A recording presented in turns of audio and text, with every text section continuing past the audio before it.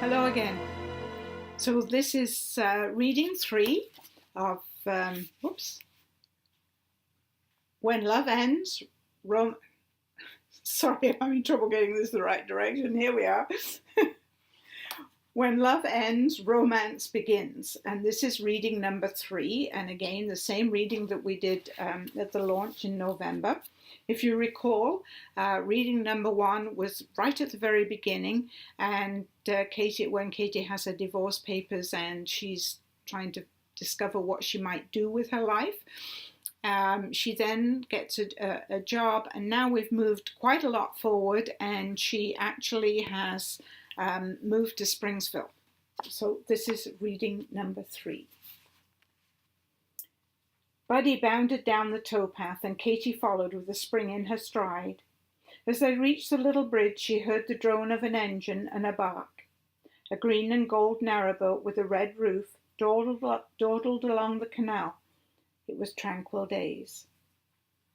She waved more enthusiastically than she'd intended. The boat slowed down and stopped when it reached the bridge. "Hello, hop on and I'll give you a ride to the marina." Katie hesitated, but Arthur barked and Buddy jumped on board, leaving Katie with little choice. "How do I get on?" "Jump!" Katie's eyes popped out of her head at the thought of jumping off the bridge. Mr. Tranquil Days laughed. "Just teasing. I'll pull the boat into the side." Katie hurried from the bridge and stood on the shore. "Here, grab my hand." He gripped her wrist as securely as she held his. "You're okay, I won't let you fall." His firm hold led her over the gap and safely on board. She settled on a padded seat as he took the tiller and reversed the engine. With expert precision, he guided the boat under the bridge and along the canal. "Welcome to Tranquil Days. My name is Piers Bannister." "Caitlin Saunders, but everybody calls me Katie." "Piers is an unusual name. Where does it come from?" "My ancestors come from Normandy, as does the name Piers. It's a variation of Pierre or Peter. And although not French sounding, Bannister is also from Normandy." "I can't say much about my name. Saunders is my married name." Piers raised his eyebrows with a surprise, and Katie hastened to add, I'm divorced. My maiden name was Jones. My father's family were Welsh, but nobody's lived in Wales for decades." "How are you liking Springsville?" 2 days, and I haven't been this happy for a while." "You don't live in the village?" "I live in Nottingham, but if I could, I would live here." Katie had a flash of doubt. What was she doing on this man's boat? She knew nothing about him. He could be married, or worse, a criminal. "Excuse me for asking, but are you married?" Piers grinned. "Why do you ask?" An awkward silence ensued. His grin changed into an incredible expression of pain. He took a sharp breath, forcing a smile. "Here we are. I'll pull into the moorings and make us some tea. It's a little early for wine." "I'm sorry, I can't stay. I have a visitor. Adam used to live in Lavender Cottage and misses it. I left him snoozing, but he'll be wondering where I am." "All right, another time, perhaps." Katie nodded, looking up at him as he offered his hand to steady her as she stepped onto the dock. He has bright blue eyes. For a second she wondered if she'd spoken aloud. "I must go. Come, Buddy." Adam was awake and sitting on the porch holding a flip phone when Katie returned. "Kevin just called. He's finished up at the office and he'll pick me up in about an hour," Adam explained as he rubbed his leg. "Is that still hurting? Do you mind if I take a look?"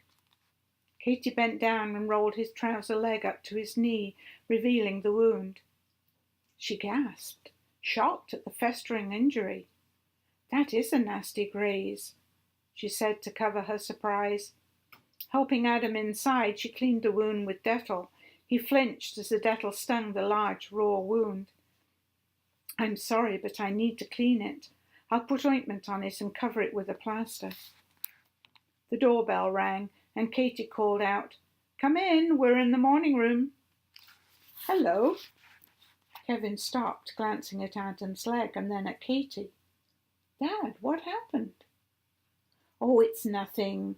I slipped in the bathtub this morning. It was hurting, so Katy was kind enough to put a plaster on it." Katy looked up from her nursing. "It's a nasty wound." "If it doesn't get better, I'd have a doctor check it." She was doubtful that it had happened that morning or even on the bathtub. It looked more like a cut or a graze. Should she say something? "There, that should help it heal," Katy said, pressing the edge of the plaster and pulling his trouser leg down over his sock. Kevin's surprise was genuine, as was his concern. "Dad, you should have told me." He helped Adam out of the chair and handed him his cane. "We need to go. We have to pick up Christina from her grandmother's, and Sonia will have dinner ready." "Beans on toast again?" Adam rolled his eyes. "Dad, don't be like that. She does her best." Adam shrugged at Kevin, leaned on his cane and gave Katy a peck on the cheek. "It's been a lovely day." Kevin took his father's arm. "Thank you, Katy. I think Dad had a nice time, and I will take him to the doctor." "That's a good idea. Take care, Adam." Katy walked to the gate with them and watched them drive off. "I think there's a story there. Christina must be his granddaughter, but he never mentioned her, and neither has Doris. Strange." So that concludes the 3 readings from the launch of When Love Ends, Romance Begins. The books are available, of course, in all the online retail stores, and it's also available in for order anyway in chapters. You can get it in Coles at Billingsbridge if you live in Ottawa, and in most instances it can be ordered. And good old Amazon carries it all the time. So I hope you enjoyed those readings, and I will look forward to adding some more readings to the YouTube channel. Thank you very much for joining me. It's a pleasure to share this with you. Thank you. Bye.